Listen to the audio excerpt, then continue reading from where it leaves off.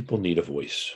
You need to find your voice to be able to be honest and be accepted and respected for what you believe in. Even if you don't agree with it, have a conversation about it.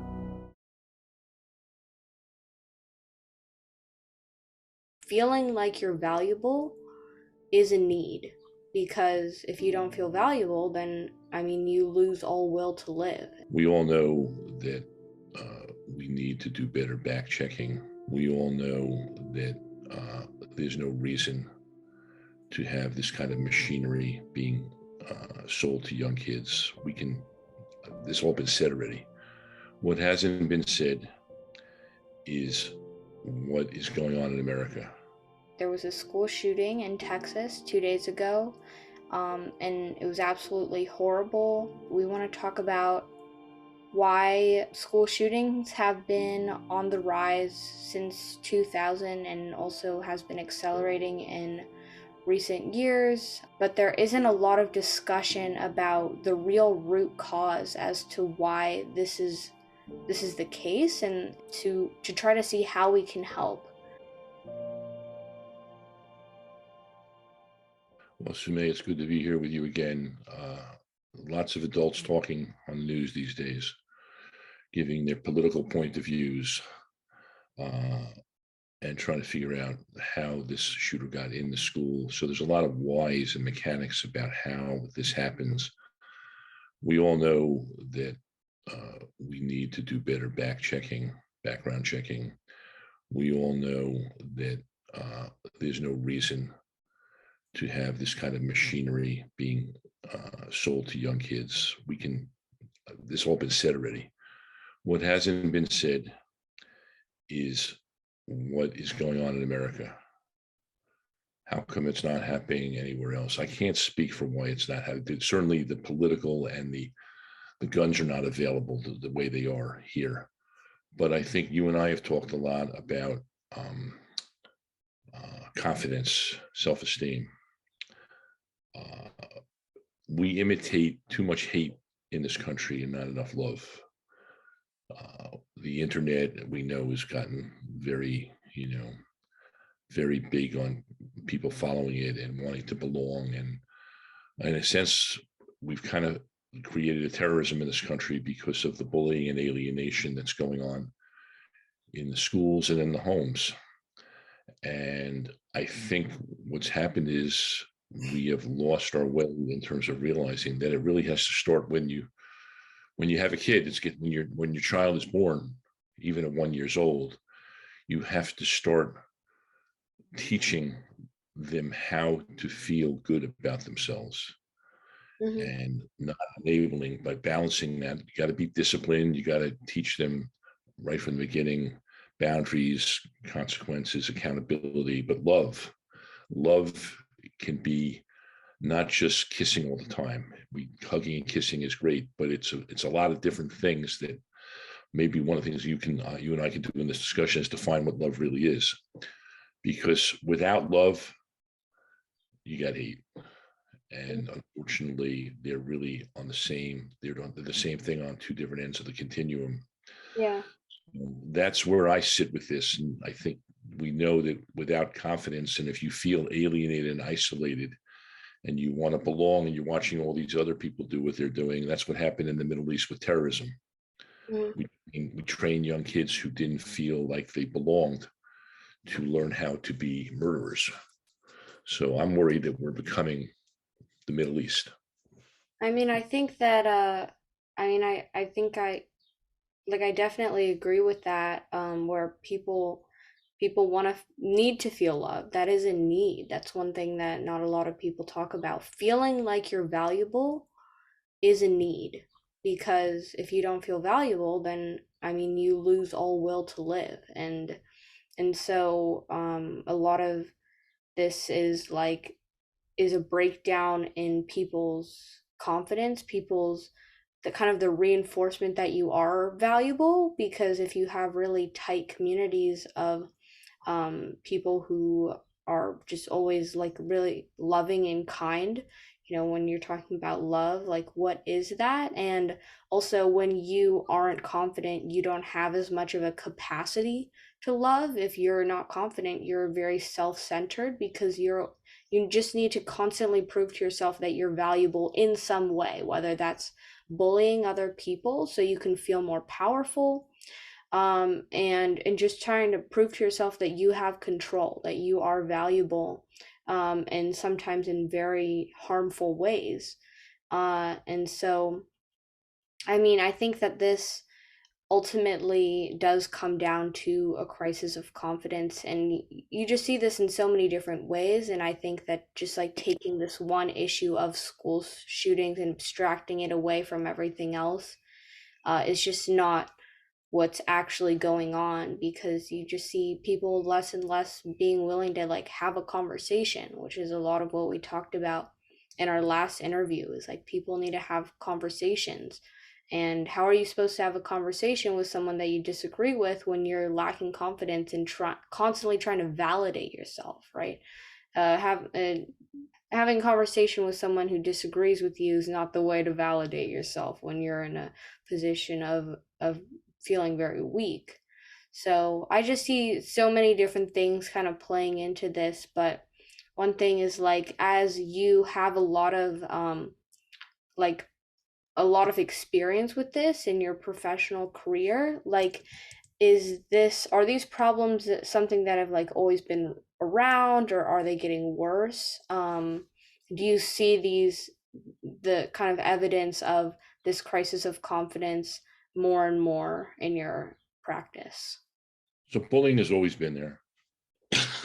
Kids wanting to fit in has always been there. But now with technology at its heightened level and all the news coverage that's been around all these shootings, um, kids that feel isolated see something to imitate that makes them feel, oh wow, that's a way to get attention. That's a way to reinforce my anger. So I'll ask you as a 12-year-old, because we're not hearing from kids right now on the news, as we know from the days of kids are talking and now we voices, that we need to hear your voice. How do you feel? You're 12 years old. You're seeing these kids obliterated by AR-15s. Okay, you're a very self-confident young lady. We know that about you. We know you have a good feeling about yourself. Why don't you tell America, who's watching this, kids, parents, teachers, etc., what you think we could do to prevent what's happening in this country right now? Yeah, well, I think that there's a lot of I think there's breakdown in just kind of like the fundamental things that are kind of just being increasingly lost, and especially accelerated by the pandemic, which is a sense of community, a sense of just like building like kids up, and trying to give them confidence and opportunities to prove to themselves that they are valuable. Because if you do something really good for the world, and there you have personal connections with people who are like, wow, I'm really glad that you did this, and this is the personal impact that it's had on me, you're getting that kind of proof that you are a valuable human being with the things that you can bring to the world. You can also see that just like less and less, like 50 years ago, and like before then, most people went to church, and that was like a very that was just like a thing that like most people did, and that was part of their routine. And that isn't necessarily like necessary in order to have a feeling of community, but it did make it so that more that people were forced to like go and interact with real people, have that sense of community, and just having like a wholesome environment.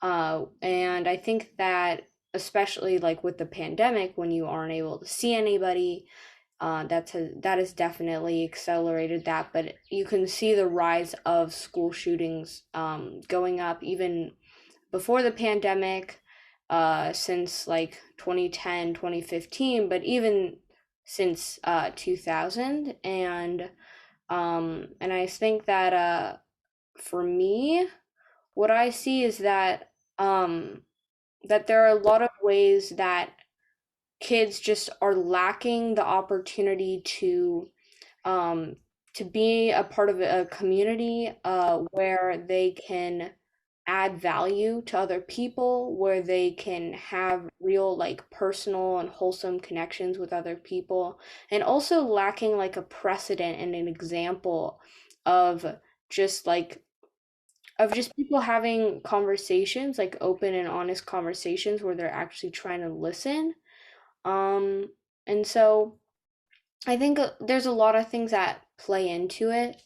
And one thing that you mentioned earlier was love, and how you can try to love young people in a way that's like actually going to like fuel them with confidence and enable them, whereas just like and I think that part of that is not only just like um loving, but also like firm, right?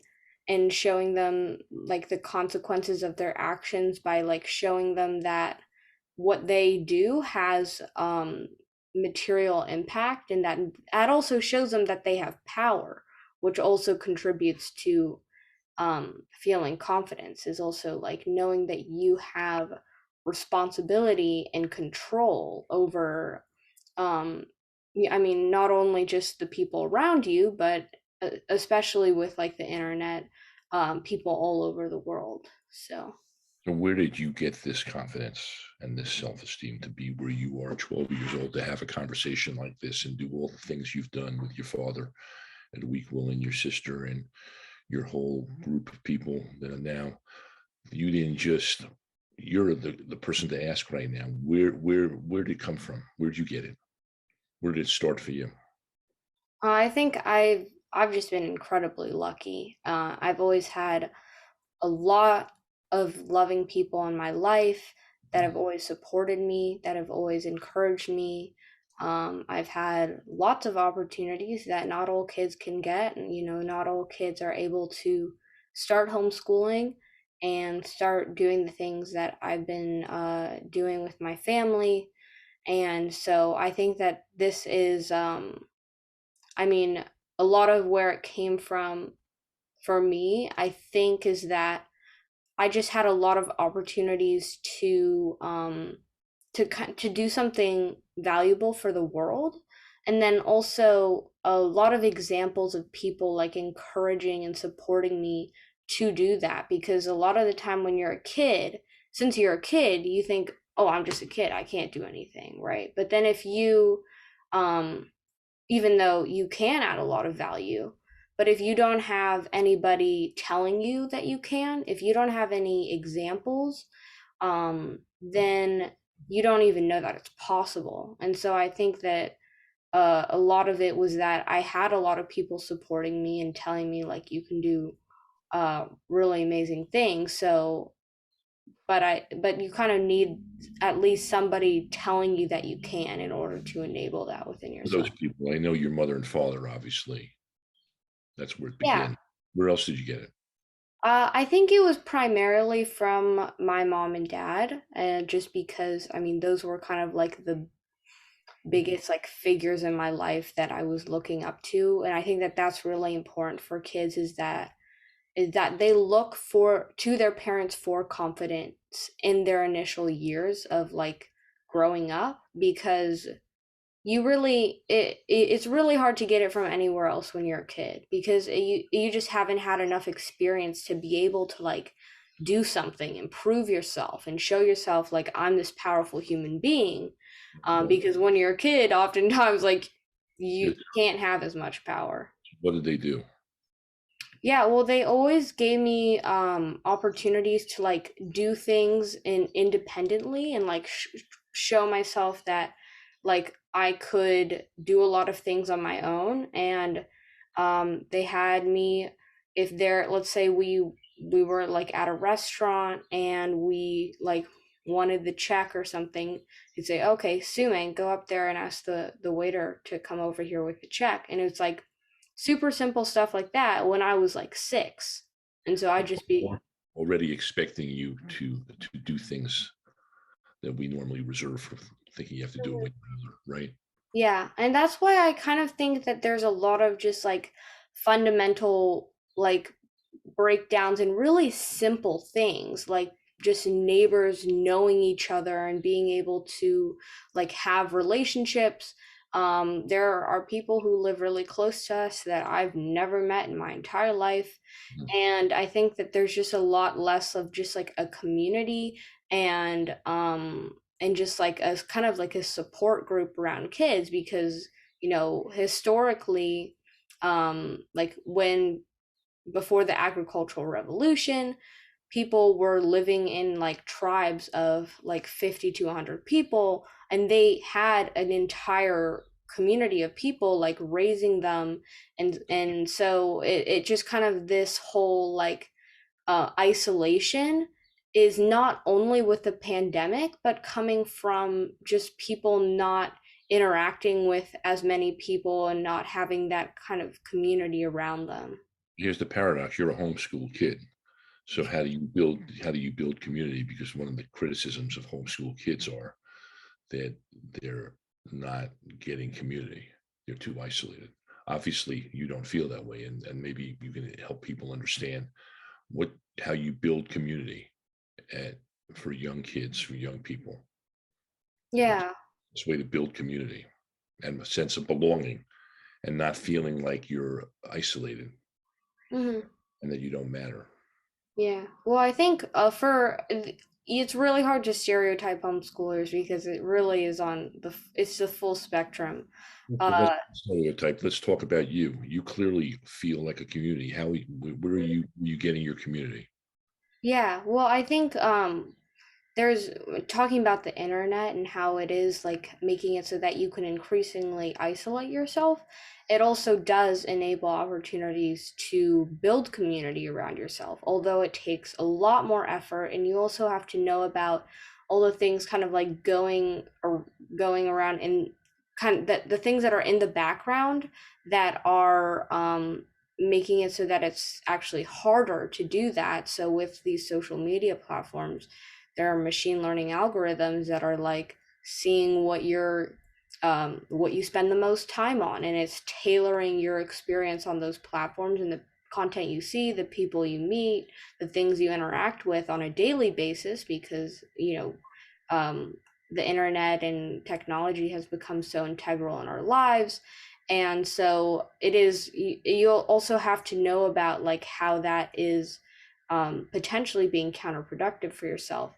But there are, for um at least what we've been trying to do is build a community that stands around these principles that are trying to enable kids, build their confidence, allow them to see that they're independent and powerful human beings if they like when they want to be, and they can take responsibility for their actions and do real good things for the world. And that is something that we've been like working for 2 years to try to make this the best that we can, and it's still not always perfect. But that is something that is just like part of the core of what we're doing every day. And so that's part of the community that I feel. And some of the people in our learning community, they're local, and um, our family actually just like recently went to a church, and we generally like haven't haven't done that, but we kind of went there to try to learn about like what goes on and like the community around that. And it was like just a lot of people that are really caring, and they all like have principles and they want to support each other. And it's something that I think like with the pandemic, of course, when people didn't want to go out of their homes, and that was then you were getting less of that. But even before then, people just were not getting as much of that as well. What do you tell a family, like a father or a mother, who has a gun in the house? They don't lock it up. They even buy it for their kid for a birthday present. How do you teach the values that you're talking about? Because some of these guns that these kids are getting, I mean, it's so crazy, right? Think about it. An 18-year-old can get access to an AR-15, but they can't vote. They can't drink at 18, but uh, they can get an AR-15. Parents are giving it to them as birthday because they're not locking up the guns. Is that doesn't feel like an act of love or building community, does it? What Yeah, do you? well, I think the general, like, I mean, obviously there are some things that should just be like safety precautions, and those should be taken. But then there is also just like what would compel someone to want to like commit such a horrible act. And I think that that is a there's some roots to that that I think are much deeper than just like make sure you lock up your guns. Like you don't, I think that there's it's more of just like what is compelling these people to want to go and take that gun and like shoot a school, right? And so Kind of environment and parenting is that? You're right. We're not. I mean, it's not just about locking up or not locking up a gun or getting a gun for birth. What kind of parenting? Uh, what do you tell a kid who's feeling hatred and isolation? What do you whether that kid comes to you or they or a parent would pick up on or a teacher? What do we do with these kids? How do we help them? yeah, well, I think that I think that the main root cause of this, as we discuss, is like the crisis of confidence. If you feel less than worthless, then you'll pretty much do anything to try to prove to yourself that you have some type of control or some type of power. You just are susceptible to anything. And so when it comes to like building that confidence, um, I think that there are many different things that you can do, but one of the most essential is to like just like have obviously like having people loving people in your life, whether that's your parents or just like other figures in your community, but then also having not being isolated and knowing that you have like that if you don't have any like personal connections with people, and that it kind of eradicates your ability to have empathy if you aren't interacting with people on a regular basis, if you aren't just walking outside and just like talking to humans, and What can we do to get these kids more involved? What can the schools do something different? What would you do if one of these kids came up to you 2 weeks ago or a week ago and you sensed that they were really down and out and you even felt their hatred and you might even be concerned that they might be one of these kids? What would you tell that kid, or what would you do? What would you do about it if you personally, as a friend, or as a 12-year-old, or even beyond that, if you're a parent or a school? yeah, well, I think for schools, it's like part of confidence is knowing that you have value that you can bring as an individual.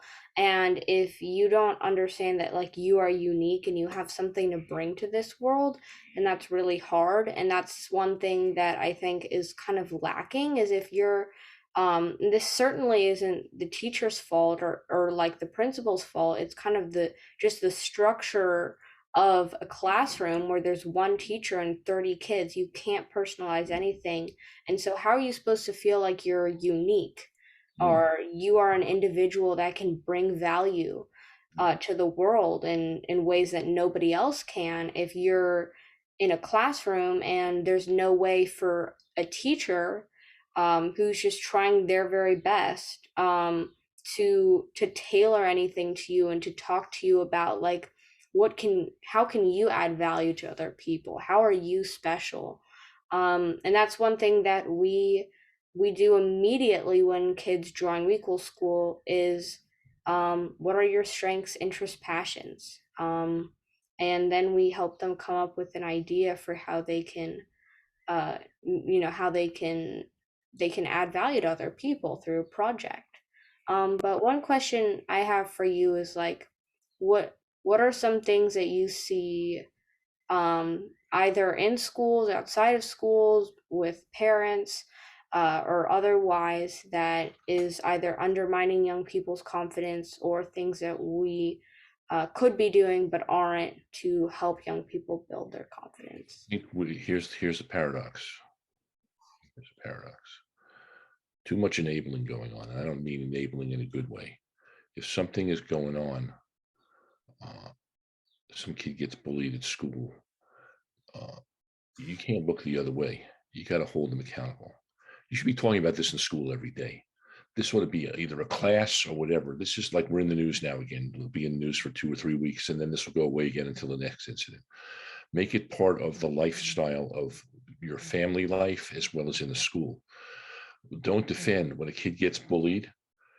You get the kid help, and the kids that are doing the bullying, who are also probably either being bullied at home or being bullied somewhere, get your hands on them. Suspensions are not going to do it. Okay, what's going to do it is intervening. Schools don't want to, nobody wants to get sued these days. Everybody wants to be loved. Nobody wants to be challenged and disapproved of. But there's a point when you take a stand. When in a local community, a kid is being beaten up on a bus, and a bus driver is driving that bus, and all the kids get their phones out to take a picture of it, and nobody stops the fight, and nothing ever gets dealt with. I don't know if anything ever happened to the bus driver. I don't know if anything happened to the kid that was beating up the kid at the school. That's the problem, in my opinion. We are not paying attention, and we are not intervening in a more proactive way in our communities, as you say, whether it's school, whether it's home. And if you're public schools and you got 30 kids in a class, somehow you got to find a way to bring in an environment that can create a way to tap into kids and know those kids who are really on the outs. We're not doing that. Yeah. I don't know if like when I was in social work school, we had groups. We had an internship was at Columbia. We actually went in and had group therapy. We had different kids who we got to see. These kids, the profile of these kids, it is important to understand. I will tell you, there's no doubt in my mind that every one of these kids, no different than Vladimir Putin in Russia, feel a sense, a need of power and control because they don't feel like they have any power. We know that if you're feeling a need to have power and control, you're not feeling it. You try to control what's around you, you're not in control. So we need to make those kids matter. Your parents always wanted to know your opinion about things. I'm always asking kids in my office, what's their opinion about things? What do they think about things, right? We are somehow not paying attention. And I think that there's too much of a need. We want to be loved, including adults want to be loved so much that sometimes we have to realize loving somebody sometimes is making them accountable and paying attention and preventing these things from happening. I don't know where we've gone wrong other than the fact that they're all boys, right? They're all young men. Have there been any women? They're all male shooters, right? In Canada, I'm going to get a little political.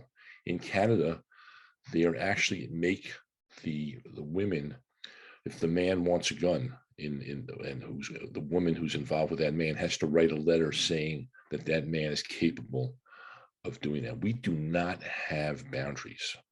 There's no debates about it, and we're allowing an either or world. So we have to be tougher about not allowing that to happen.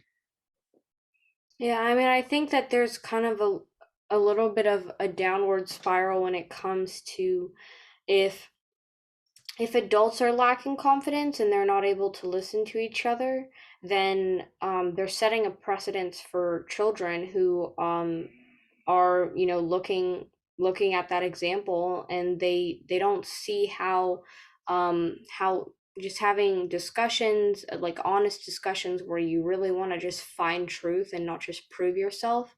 And when it comes to like bullying, if you don't feel like you have any power, which is gonna contribute a lot to like not feeling any confidence, and you're gonna try to like prove to yourself that you do have some power by um, by exerting that power on somebody else. And so I think that with kind of, if there are a lot of people around you that aren't very confident, they don't want to listen, and they're just kind of, it's just, if you're not confident, you're going to be really inwardly focused. You're not going to have the capacity to love anybody. You're not going to have the capacity to listen and try to get other points of view. You're not going to have the capacity to be thinking about, like, how can I help other people? And if that's the case, and if you're surrounded by that, it's really hard to be the first one, because it's most likely not going to be reciprocated right away, because confidence is not something that can just be super easily built like in a day, right? And there's a lot of things that come into that. And I think it's a complicated problem, because it just can't be done just by changing one thing. There are a lot of different factors contributing that are all just like undermining people's confidence and not allowing them to just like feel valuable and try to like add to like contribute to their community, do good in the world. We're not paying enough attention. Okay, this kid that just did this killed his grandmother. Do you know that he killed his grandmother? Yeah. We interviewed people who knew the family. They even were saying if they had done a background check on this kid, there was no history of mental illness, no history of psychological problems at all. You hear people in the community, and it's like you have to really say to yourself, I'm sorry, if a kid does something this severe, how are we missing? I see my issue really, and actually it's hitting me as we're having this conversation. Are we really paying attention? Or are we all just so self-centered? Because this kid, again, background check. If they did a background check on this kid, there was no evidence of mental health problem. So there you go. Background check, no mental health problem. Kills his grandmother. How does this kid not have anybody who knows him not aware that there's something not going on with him? That's what drives me crazy. How do we not know this? Are we so in our own worlds now that we're not paying attention? We just want to deny and pretend that this stuff's not going on. I mean, we don't want to see this stuff. What is it about people? How come we don't want to see this stuff? You can't just look at the surface of what's going on and just say, oh, they look like a happy family. This kid looks, it's a little lazy. And I think it's lazy thinking. I think we're self-centered. Not everybody. I'm generalizing, but I think it's basically a sign that we are not really tuning in to the inner life of these people that are feeling obviously desperate to do something this mean, this nasty. Tells you that somebody is not reaching out to these people, these kids that feel this way. We're not getting to them. I'm not going to sit here and blame anybody for this, but I'm going to bring Yeah, I attention to think all of you who are watching. we're all a little bit responsible for this, and just this whole problem of, because there can be an upward spiral where if you feel confident and you're doing good to the community, you're proving to yourself that you have a lot of valuable things to contribute, and therefore you build more confidence, which builds your capacity to love other people and to try to help other people be more confident. It's kind of like this upward spiral, but there Okay. has to be a drastic change to turn it around, because if it's in a downward spiral, there's a lot of different things that are contributing, and it's not just one thing. That's the thing, is that we can't just point at something or someone and blame them, because there's all there's just a lot of different pieces, and I think that part of it is just um, giving young people, making young people feel heard, and that's one thing that I really appreciate about like everything that you've been trying to do with Kids Are Talking, like 40 years ago, was like, let's really listen to Actually, kids. Kids Are Talking was 23 years ago. Oh, really? 20, but 40 years I've been doing private practice, and over 40 years Oh, trying to. yeah, yeah, I yeah, was still trying to do the same thing you're talking about. So 40 years is okay. Or yeah, it's all one. Trying to give people a voice. We yeah. voice Giving people a voice.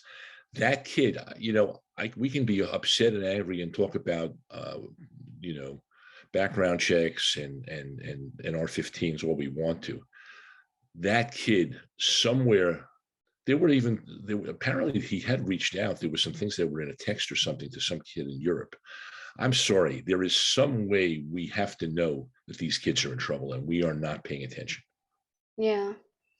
And it I, certainly starts it's in this first. also not necessarily even really like if the adults and like the people in their lives that they look up to, if they're also feeling like they lack confidence and they need someone to listen to them, and they need someone to show them that they're valuable, and that they can add value to the world, then they won't have the capacity to listen to that kid who is really in need as So, well. so you know what I say? If a kid gets called in for beating on a kid in school, then you call those parents in and you make sure that those parents make that kid accountable and make them feel good about being parents.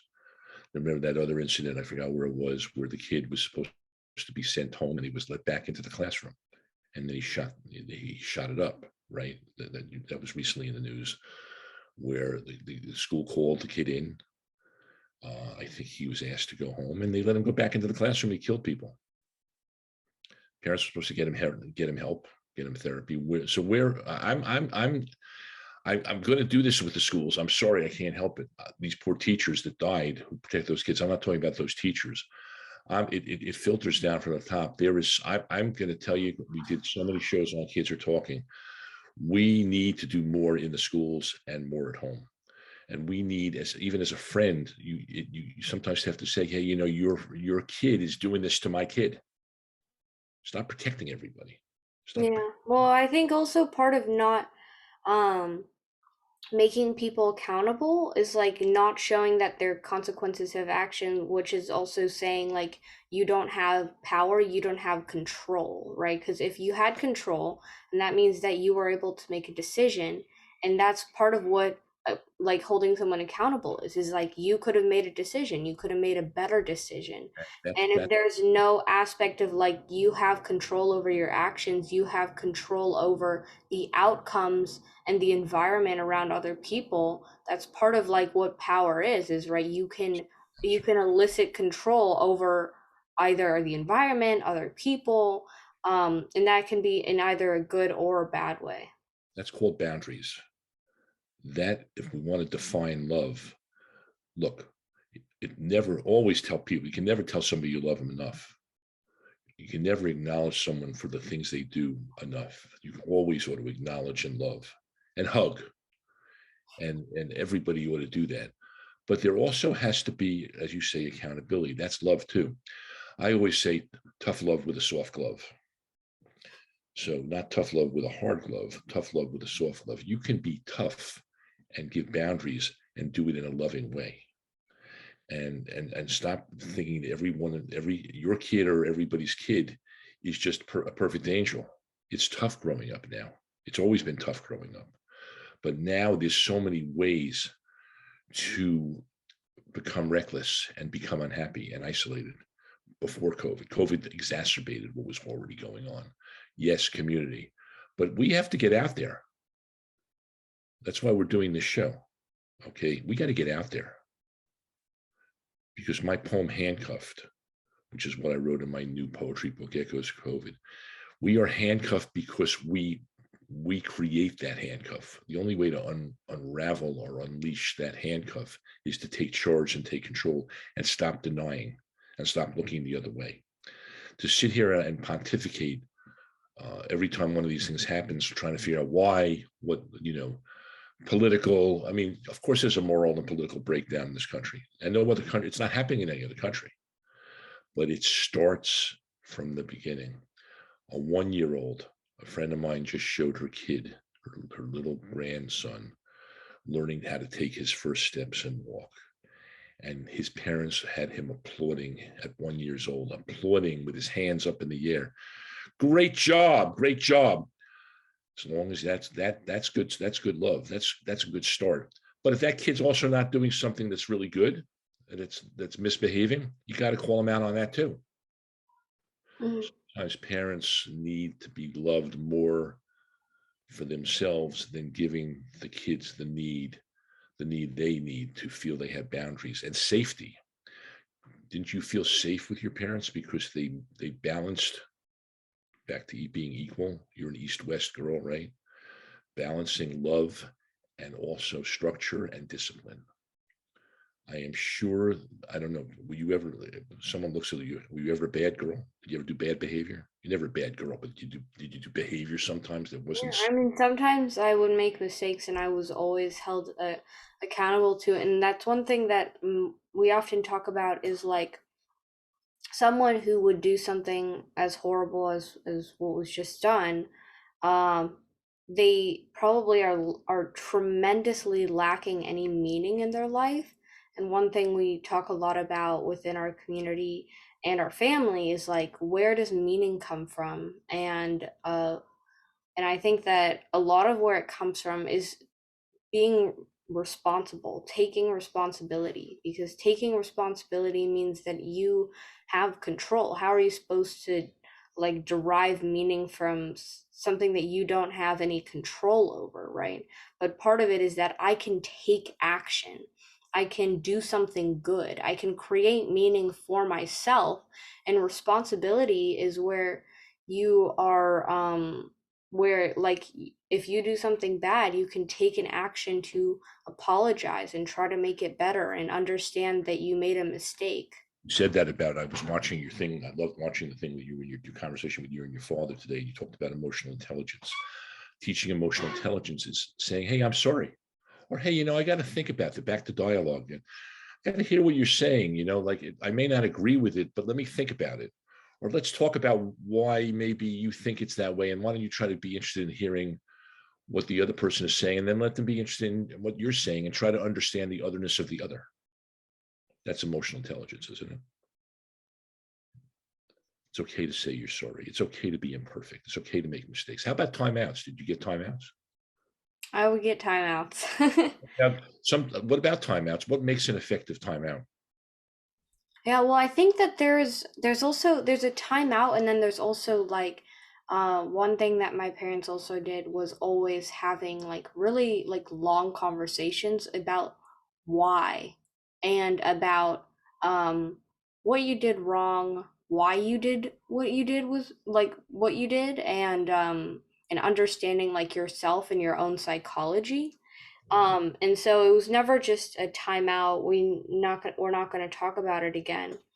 It was always timeout, and sometimes 2, 3, 4 hour conversations about like human psychology, your motivations behind things. And Vulnerability was okay, right? It was okay to be vulnerable. That's the other problem.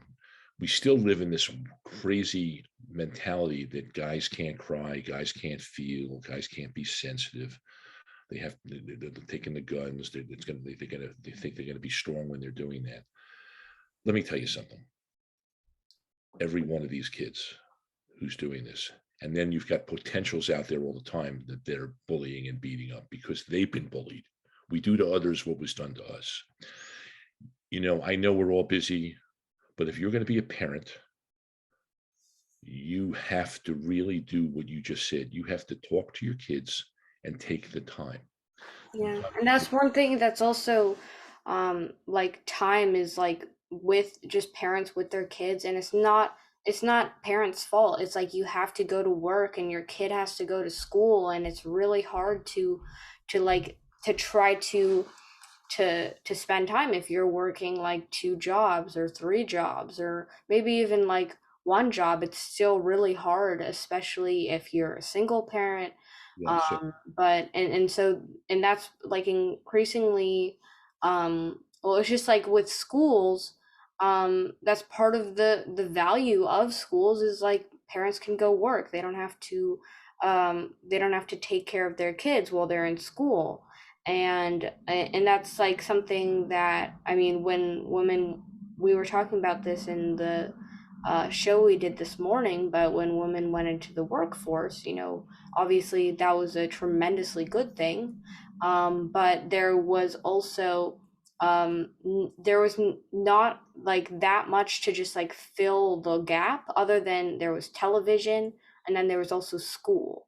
But there wasn't just it wasn't necessarily like, oh, the woman went into the workforce and then the fathers like did less work and stepped in. Like that wasn't necessarily the case.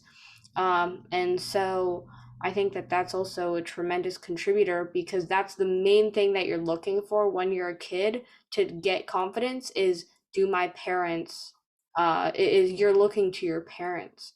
Let, um yeah, let me tell you something.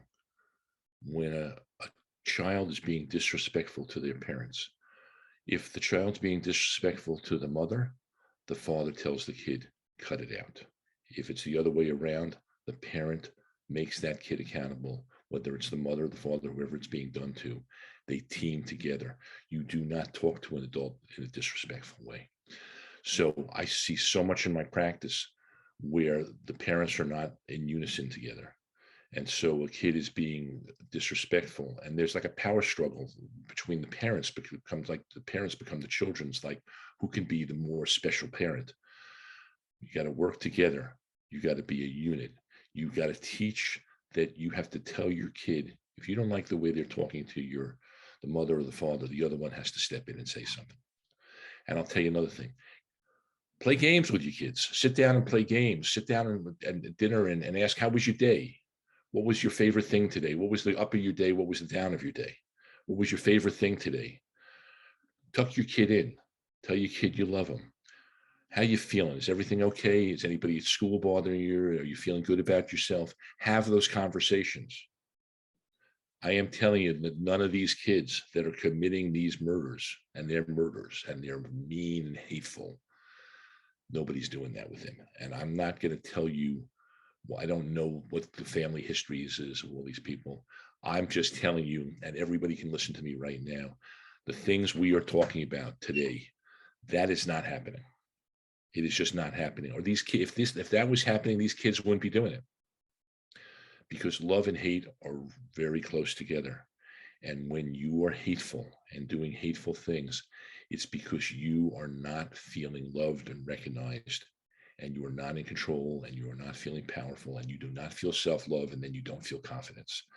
So therefore, what do? You just hate. It's easy to hate. Too easy to hate. How about to love and to really, these people are in trouble. And this would not be happening. So we can have, I'm all for gun control. I'm all for background checks. I'm all for all the stuff we're trying to do with the AR-15s. Okay, 18-year-olds should be not have you don't need an AR-15. I mean, we talked that to death on all the news shows. Actually, we should be having shows with kids. Get some kids on here. Let's see what they think and see if they agree or disagree. Yeah, I mean that's what we're trying to do. If you're a We've kid, or if you're even or if you're an adult and you want to comment on this, we'd love to have you on for a conversation about this so we can better help people. put a group of parents on with kids for all I care. I'm up for anything. But I am telling you, it's not to focus in on one kid that's doing this. And the fact that it's happening more than ever now is because we're allowing it. We have to look at this, okay? Because honestly, we can be political all we want to. There's a moral breakdown in this country. There's a psychological breakdown in this country. And there is something going on here that is making people not feel they matter and they're not part of things. And it is our job, as we're doing right now, to help get that message across in community, whether it's the church, whether it's in the schools, whether it's in the home, a fellow friend. Protect your friend. If your friend is being bullied, defend them. Nothing matters to me more when I have somebody defend me, when I deserve to have somebody defend me. That makes me feel like I matter. So if you're a parent or a friend, a church person, any leader, defend, because defending somebody who you feel is not being treated the way they should be treated, that's loving somebody and helping that person then can feel they matter and have confidence and have some self-love. And then let's see what happens. But why do you think it's happening more than ever? Because we're not doing that? Have we gotten even worse? I mean, why didn't this happen? This didn't happen when I was a kid. You want to blame the internet? Let's blame the internet. Want to blame Washington, D.C. in the political world? Blame the political world. How come this didn't happen in the old days? It didn't happen in my era. You didn't feel bad going to school. You weren't worried that your kid was going to get shot when they went to school. So you get the last word. You I give. mean, I think that there's definitely a lot of contributing factors. One of which, can be attributed to like the rise of internet because you can increasingly become more isolated. Part of it is the just the decrease in the amount of community. As I said before, there are neighbors who live a few houses down from me that either I rarely see or I've never met. And there's less and less community, and it's really hard to build community in school too, because there's just the student to teacher ratio is just so high that that's just really hard. And it's also a lot of just like of just like not being able to listen to each other, and also the breakdown in like people being able to see the material like impact that they're having on the world. When you're in a corporate job and you're just like in the when your boss has a boss who has a boss who has a boss who has a boss, and you're not interacting with the customers that you're serving, you don't know how you're helping people with the Yeah. work you do every day. So what's the answer then? And So what's the answer? What's the answer? well, I don't think that there is I mean, obviously there's no correct answer, but I think that part of it is listening to young people, definitely enabling them to have responsibility, and part of that is understanding that they will fail sometimes and sometimes they won't make the right choice, but giving them power to do good in the world, giving them the tools and the community and the support behind them to be able to recognize that they are an individual that can do a lot of good. Um, and Beautiful. Good. and so I think that they're all obviously it's going to be very hard to just like implement this to everybody and like immediately reach everybody, and there's a lot of work to be done. But I think that the first step is definitely to recognize what the issue is and not to just point at gun control or just like making sure that all the doors are locked to the school. Like there's a reason why there's also the reasons why people would feel compelled to do such a horrible act, and I think that's the thing that really needs to be focused on and is really lacking in people's attention. Somehow that kid got into that school, by the way. Okay. Talk about locked schools. They're still investigating that. Again, I'm going to say it again. I'm not going to blame. Somebody's not paying attention. Back to boundaries again. Okay.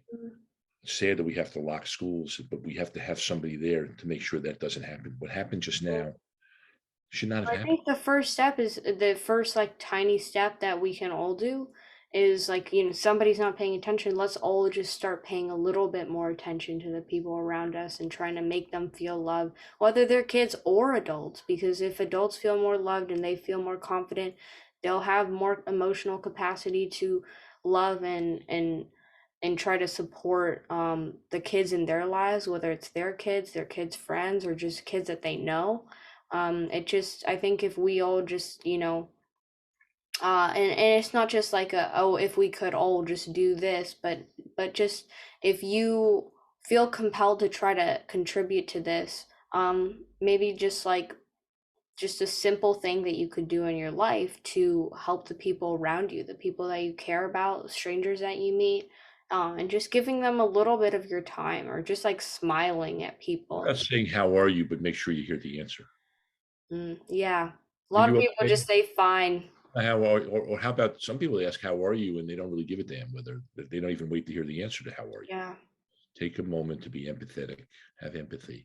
You are a great example. Your parents did a great job with you. You're doing great things at WEquil. You are somebody that I want to do this with now because you are the future. And I'm very happy to share and pass my legacy on to you. And we need to do more of this. Okay. We need, and I will help you to do We Voices and get it out there. And you really, I don't want to put too much pressure on you because if you're having a problem or you're vulnerable, you feel free to come talk to me or your parents or somebody else because you don't have to be burdened with always having to be the together 12-year-old, but you are making a difference. You are a great role model. So just keep doing what you're doing. And anybody that watches this ought to be inspired by the fact that we saw it in the entrepreneur show that we did, which I highly recommend still for people to see that you were on with some other amazing kids. And really all the shows on Kids Are Talking that we did. The kids, we put more kids on TV. Not for like a 3-minute, 5-minute segment on one of the network stations, but give yourselves a voice. You be a leader as you already are, and let kids know that they have a voice as you are being allowed to have. And that's all I want to say tonight. Did you want to say anything else? I don't think so. Thank you so much. So America and all of you people that are listening, I'm not interested in blaming anybody, by the way, and I hope this discussion doesn't make anybody feel blamed, but start looking inside, start paying attention. And self-confidence, you just can't hand self-confidence over to somebody.